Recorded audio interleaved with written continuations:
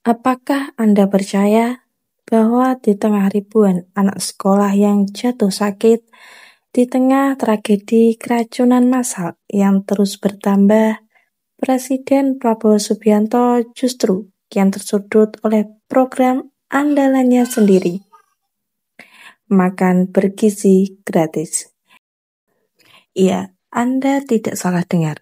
Program yang digadang-gadang sebagai penopang generasi emas 2045 justru berubah menjadi tragedi nasional. 6.452 anak keracunan dan jumlahnya terus bertambah dari hari ke hari.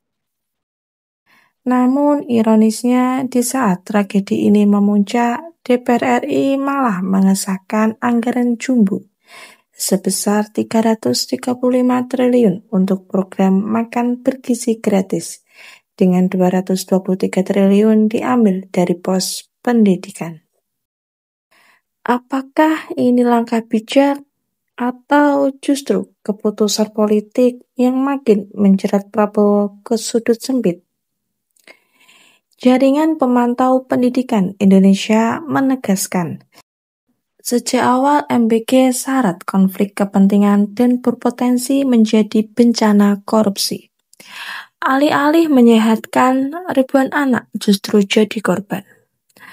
Koordinator JPPI Ubaid Madraji bahkan menyebut alih-alih mengevaluasi, pemerintah justru menutup mata, menyumpal telinga, dan terus melanjutkan program bermasalah ini. Kritik ini jelas menyudutkan Presiden Prabowo dan Wakil Presiden Gibran, karena program MBG adalah janji utama kampanye mereka. Fakta di lapangan pun sangat memukul. Lebih dari 60% sekolah dasar rusak parah. Jumlah sekolah menengah masih kurang, fasilitas pendidikan minim, dan jutaan guru belum tersertifikasi dan belum sejahtera.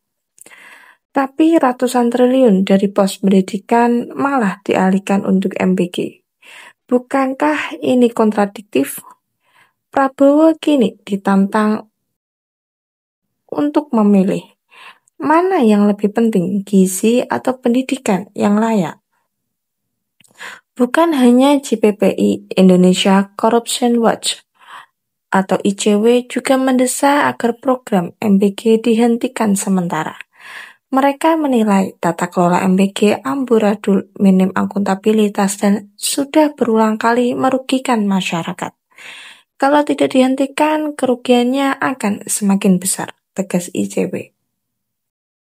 Disinilah sorotan publik jelas tertuju ke Prabowo. Apakah ia berani menghentikan sementara program kebanggaannya sendiri, atau justru memilih bungkam demi pencitraan politik?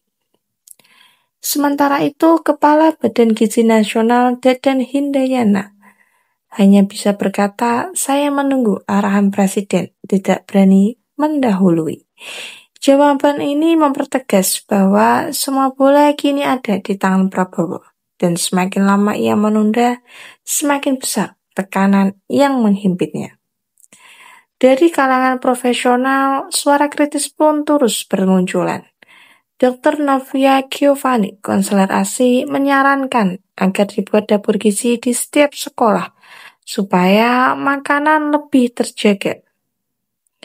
Dari Dr. Tan, ahli gizi masyarakat, menemukan banyak makanan MBG tidak bergizi, hanya makanan kering, bahkan disiapkan oleh tenaga gizi yang baru lulus yang belum berpengalaman. Hentikan distribusi makanan kering yang mengacu pada produk industri sebagai UPF. Ya, jangan sampai ini diliput dan sudah sebetulnya. Tapi yang diliput baru tentang keracunan ya. Banyak masyarakat menanyakan, dok, emang di SPPG nggak ada ahli gizi? Ada. Tapi setelah teman-teman kami yang lebih senior datang ke SPPG, ya Allah, ahli gizinya, baru lulus. Dan lebih lucu lagi, mereka nggak ngerti kalau ditanya apa itu HACCP. Hah? HACCP, hewan apa itu? Loh ya ahli gizi orang ngerti. Ya emang jam terbangnya masih kurang. HACCP mereka nggak ngerti, ya. Lalu kemudian apalagi bicara tentang UPF. Jadi kenapa Anda lihat itu yang sering kali ditayangkan oleh SPPG itu biasanya cuma hitung-hitungan kalori. Kalorinya cukup, tapi kualitasnya Ya anak sekarang ngomongnya katanya Sayangkan kualitasnya generasi emas 2045 justru disuguhi makanan yang asal-asalan. Apakah ini bukan sebuah pengkhianatan terhadap janji kampanye?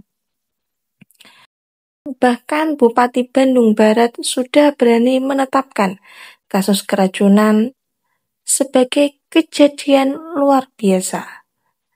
Namun pemerintah pusat masih menunggu.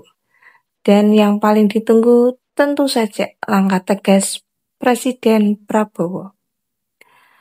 Program MBG sebenarnya punya niat mulia, tapi niat mulia tanpa eksekusi yang baik hanya akan menjadi bencana. Hari ini tragedi MBG sudah memuncak, ribuan anak menjadi korban. Dan Presiden pun kian tersudut oleh program yang seharusnya menjadi kebanggaannya. Apakah Prabowo berani mengambil langkah tegas, menghentikan sejenak program ini, mengevaluasi total lalu memperbaikinya? Apakah ia akan terus bertahan meski taruhannya adalah keselamatan anak-anak bangsa? Rakyat tidak butuh pencitraan politik dengan anggaran ratusan triliun. Rakyat hanya butuh kepastian bahwa anak-anak mereka selamat. Hari ini Prabowo benar-benar tersudut. Apakah ia memilih menyelamatkan anak bangsa atau sekedar mempertahankan program bermasalah demi janji politik? Jangan lupa like and share ke teman-teman kalian supaya teman-teman kalian juga tahu berita terupdate baik dalam dan luar negeri. Terima kasih.